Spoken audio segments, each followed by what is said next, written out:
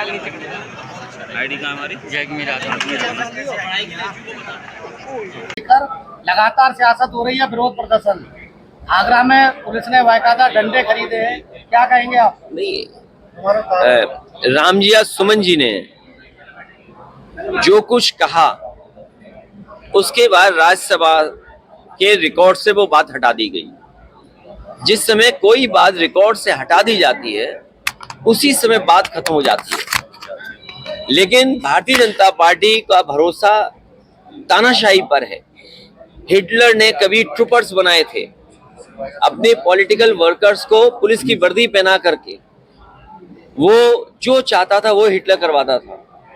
ये जो सेनाएं दिखाई दे रही हैं ये मुख्यमंत्री जी के इशारे पर सेनाएं हैं, और ये जो कुछ हो रहा है ये सब कुछ सरकार के इशारे पर हो रहा है, और संविधान ही हमारी ढाल है।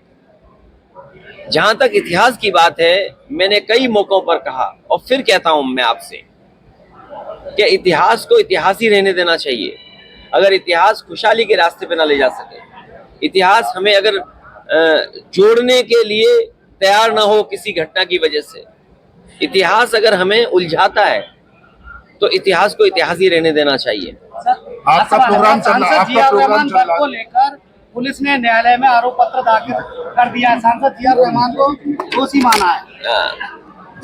सरकार के इशारे पर किसी को भी दोषी बनाया जा सकता है।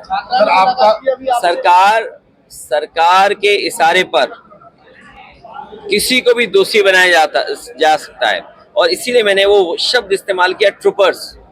मुझे उम्मीद है सबके मोबाइल में AI से संबंधित ऐप होंगे और गूगल आप सब चला लेते हो। ट्रूपर्स मैंने इसीलिए कहा है। अब बीजेपी को ट्रूपर्स की जरूरत नहीं है, बीजेपी ने पुलिस को ट्रूपर बना दिया है। अगर आप लोग भी कुछ सच्ची खबर चलाना चाहें और बीजेपी अगर दबाव बना ले तो आप भी खबर नहीं दिखा पाओगे। आपका प्रोग्राम चल रहा है, आओ गले मिले। वही योगी आदित्यनाथ ने बोला है, आओ गांव चले, क्या कहेंगे इसको लेकर? मैं तो इतना ही कहूंगा, क्योंकि आज प्रधानमंत्री जी बनारस में हैं और मुख्यमंत्री जी भी बनारस में हैं। अब मैं प्रोटोकॉल याद नहीं दिलाऊंगा, लेकिन मैं बस इतना ही कहना चाहूंगा, अगर गांव की बात हुई है, गले मिलो इसलिए क्योंकि हमारा जो समाज है, हमारा जो देश है, अलग अलग धर्म, अलग अलग जाति का है। हम जितना गले मिलेंगे, हम जितना एक दूसरे को समझेंगे, हम जितना एक दूसरे के त्योहार खुशियों के साथ मनाएंगे, उतना ही हमारा समाज, उतना ही हमारा देश तरक्की करेगा, उतना ही हमारे समाज में भाईचारा बढ़ेगा। और जो बात गोद लेने की या गांव में जाने की है, मैं केवल मुख्यमंत्री जी से ये कहूंगा कि जिसको गोद लिया जाता है उसे अनाथ नहीं छोड़ा जाता है। जिन सांसदों ने कभी गांव गोद लिए होंगे उन्हें अनाथ कर दिया। इसलिए मैं भारतीय जनता पार्टी को कहना चाहूंगा, उनके लीडर्स को कहना चाहूंगा कि जो गांव गोद लिए जाते हैं उनको अनाथ नहीं छोड़ा जाता है। क्या आप मानते हैं अभी भी शासन और सुशासन की उत्तर प्रदेश चल रहा है क्या? अध्यक्ष जी, सुरक्षा और सुशासन का जो मुद्दा था भाजपा सरकार का, क्या आप भी आज भी वो योगी सरकार की ताकत मानते हैं आप? मैं न मानूं। आप घटनाएं जो हो रही, आज सोचिए आप, आज प्रधानमंत्री जी सीधे मिले अधिकारियों से, ये सरकार की पोल खोलता है। ये जो घटनाएं बनारस में हुई हैं, केवल एक घटना बनारस में नहीं हुई। आप याद कीजिए, BHU में एक बेटी जो पढ़ती थी, उसके साथ जो बलात्कार हुआ, उसमें जितने लोग निकले वो सब भारतीय जनता पार्टी के लोग थे। और कानून व्यवस्था की सवाल तो आपको बीजेपी से पूछना चाहिए।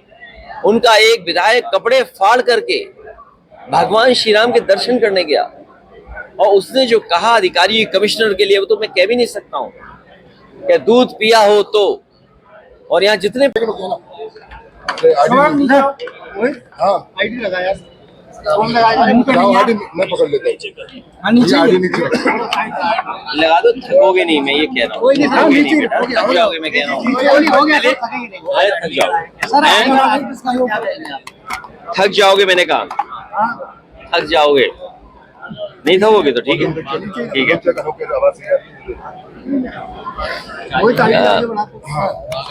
अलीगढ़ इससे पहले भी मैं आया था और अभी भी एक शादी के कार्यक्रम में मैं शामिल हो रहा हूँ। हमारी पार्टी के विधायक रही हैं, उनके परिवार में कार्यक्रम, उनकी बेटी का कार्यक्रम। इसके बाद हमारे पार्टी के एटा के जिलाध्यक्ष, उनके पारिवारिक कार्यक्रम में मैं नहीं पहुंच पाया था।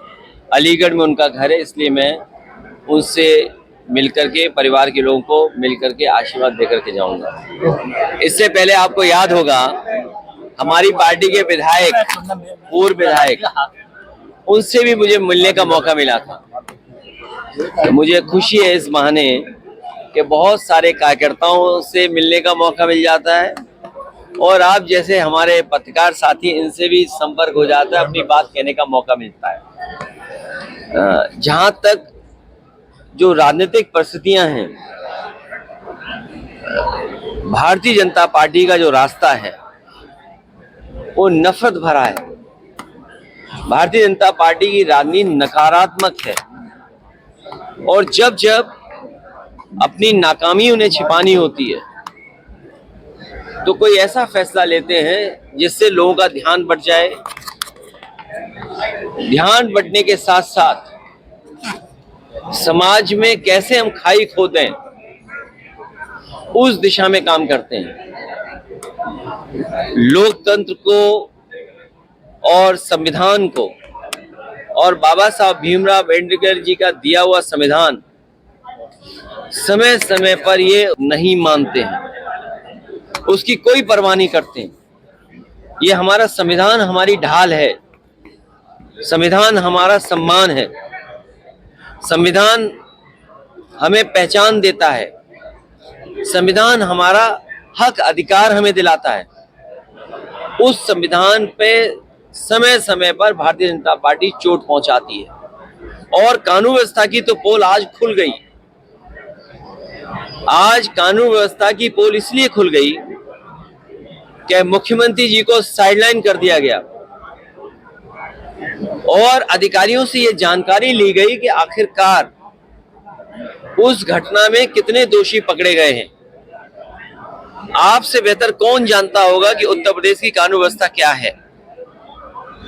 जो आंकड़े उत्तर प्रदेश सरकार के बताते हैं, सबसे ज्यादा महिलाएं असुरक्षित हैं, बेटियां असुरक्षित हैं, अन्याय हो रहा है, भेदभाव हो रहा है और पार्टी देख करके भेदभाव हो रहा है, जाति देख करके भेदभाव हो रहा है और अपनी बात को मनवाने के लिए अगर झूठे भी मुकदमे लगाने पड़े तो वो मुकदमे झूठे लगाए जा रहे हैं और विपक्ष को कैसे कमजोर किया जाए, कैसे दबाया जाए, लगातार सरकार कर रही है। और इधर तो हमने क्या देखा, अर्थव्यवस्था का खेल।